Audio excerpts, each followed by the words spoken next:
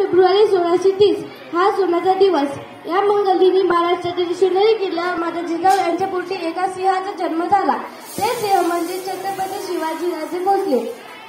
शिवराय लहानपणापासूनच अत्यंत हुशार व कुशाग्र बुद्धिमत्तेचे होते.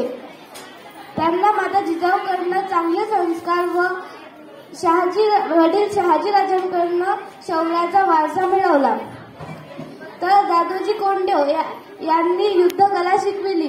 बालपणातच शिवरायांनी अनेक युद्धकलेचे प्रशिक्षण घेतले.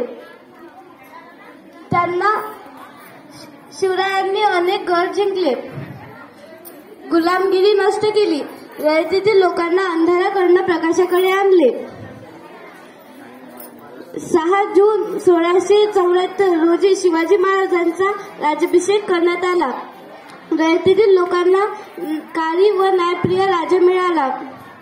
असे होते छत्रपती शिवाजी महाराज.